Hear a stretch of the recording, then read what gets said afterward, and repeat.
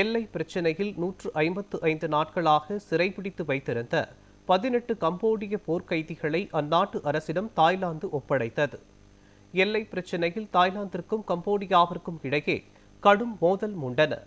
இதனால் இரு தரப்பிலும் எல்லைப் பகுதி மக்கள் கடுமையாக பாதிக்கப்பட்டனர்.